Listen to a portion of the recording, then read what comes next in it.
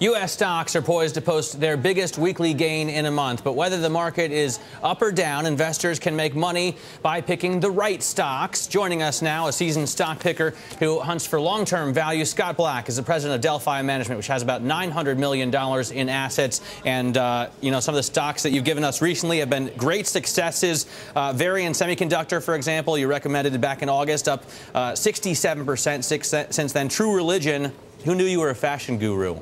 You told us about it last September, up 58%. Scott, thanks for joining us. Let's talk about the broader market first. It hasn't been a bad run. I mean, since the lows in March of 2009, you'd never know that we were in a slow economy. What's going on? Actually, corporate earnings are excellent, and ultimately it trumps all the news. Of course, you have the Arab Spring, you have the tsunami, but if you look past this, corporate earnings, as defined by the S&P 500, are going to be up 15% year over year, and that they're a record as a percentage of GDP, roughly 8.4%. And if you look at multiples as a whole, Matt, we're still only at about a 14.5 PE on this year's projected 2011 earnings. If you look at historic norms, it's roughly a 16 PE, and if you do a model that I do, similar to what the former chairman of the Fed used to do, looking at earnings price ratios compared to bond yields, I would say a fair market multiple is about 16.4, so you're 10% undervalued at this point. So we have some ways to climb. You think, though, we should be seeing a PE multiple of 16.4. Does that take into account a more positive economic outlook going forward? Well, I think the earnings estimates for next year at the S&P are too high. They're still double-digit, but I'm only looking at this year's earnings. You know, as Ben Graham said, it's hard enough to predict 1 year out. And obviously, nominal interest rates are extremely low by any historical standard, and they're going to remain low, even with the end of QE2. All right, so let's take a look at some new picks that you've got for us since Varian True Religion did so well. What do you have now? We're looking at well, it says small and mid-cap, but they're not tiny stocks, right? Alliance Resource, for example. It's a coal royalty LP. It's basically in the Illinois Basin and also in Appalachia. They've had a straight-up record for 9 years. The stock should do roughly $7.35 this year, 8.25 next year. It's a 9 multiple, and because it's an LP, you get a nice dividend yield. You get 4.5%. You get paid while you wait. The production's going to ramp this year to about 32 million tons of production. It should be up another 8 to 10% next year, and it's a good quality company for a single-digit multiple on next year's earnings with a 4.5% yield. Is it a play at all on what happened in Japan? I mean, coal, when I hear coal, I think of an alternative to nuclear, and anything that's an alternative to nuclear, at least for a few weeks there, was great, right? That's true, but we're buying it because they've actually done a very good job for the last 9 or 10 years.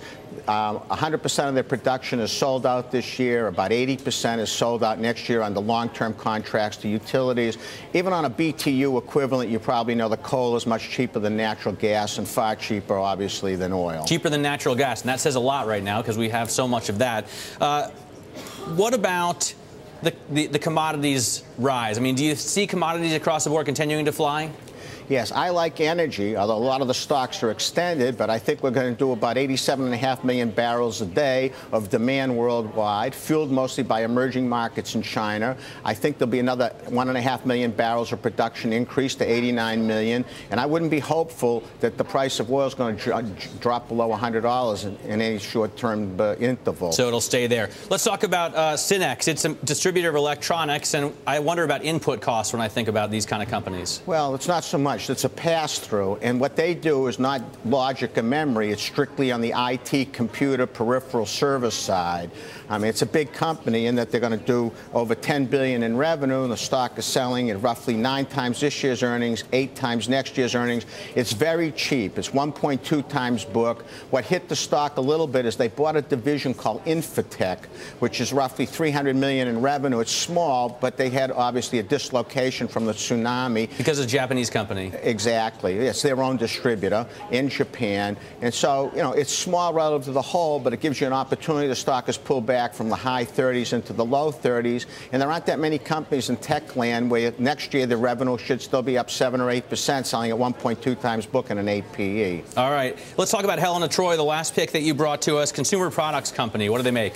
Well, you remember the old Conair for the hair styling, 1995. Well, they had Sassoon and Revlon.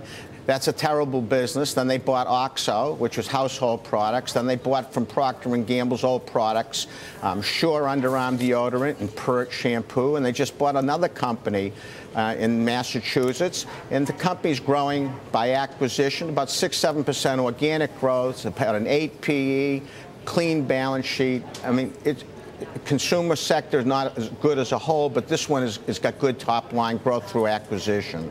All right. Hey, Scott, thanks. It's always a pleasure getting your picks. Scott Black from Delphi Management coming down from Boston. Appreciate you dropping by the studio here in New York.